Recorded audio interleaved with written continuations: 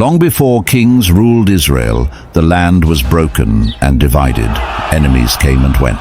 People forgot who they were. And that's when this story begins. Not with a warrior, not with muscles, but with a woman who couldn't have children. Samson's mother had no name recorded. She was known only for one thing. She was barren. One day, while alone, a stranger appeared. Not a man from her village, not a traveler, an angel. He told her something impossible. You will have a son. But there were rules. The child must never drink wine, never touch anything dead, never cut his hair. This child wouldn't belong to himself. He would belong to God. When Samson was born, nobody knew what he would become. They just knew this boy was different. As Samson grew, strength followed him like a shadow. Not training, not discipline, just raw, unexplainable power. He could tear animals apart with his bare hands, lift what grown men couldn't move. But here's the strange part. His strength didn't make him wise. Samson had power, but no control. And that's where the trouble started. Samson fell in love. Not with someone from his people, but with a woman from the Philistines, Israel's enemies. Everyone warned him. His parents begged him. He didn't care. Samson always followed what felt right, not what was right. At his wedding feast, Samson played a game, a riddle. When the Philistines couldn't solve it, they threatened his wife. She cried, begged him, pressured him. Eventually, Samson told her the answer. She betrayed him. That moment changed everything. Anger consumed Samson. He burned fields, destroyed crops, killed enemies. His strength became a weapon fueled by rage. But rage doesn't build a life. It only burns one. The Philistines captured him until Samson broke free. At one point, he killed 1,000 men with nothing but a donkey's jawbone. Sounds legendary, and it was. But legends can still be lonely.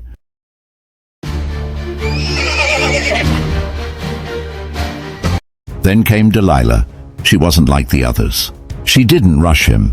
She studied him. The Philistine leaders paid her to find Samson's secret.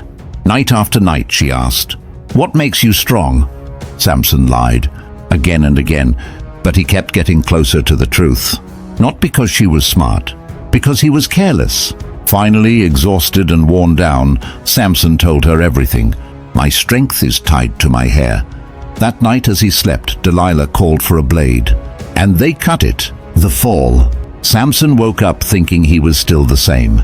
He wasn't. The strength was gone. The Philistines rushed in.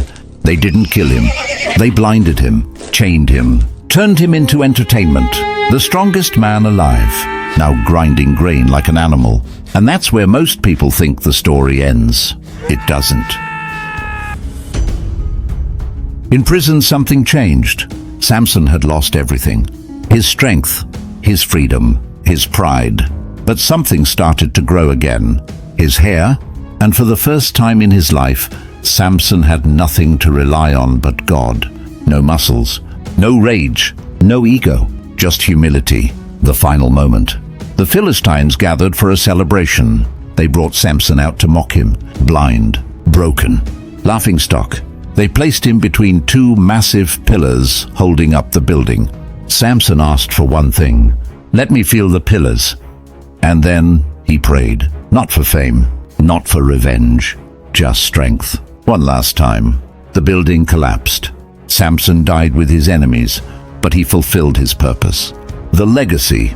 Samson's story isn't about hair. It's about potential without discipline, strength without wisdom, power without direction. He fell hard, but he didn't fall without meaning. In the end, Samson didn't win because he was strong. He won because he finally understood where his strength came from. Samson was born strong, but lived weak. He died broken, but finished strong. And that's why his story still gets told. Because strength alone isn't enough. And some lessons are only learned after everything is lost.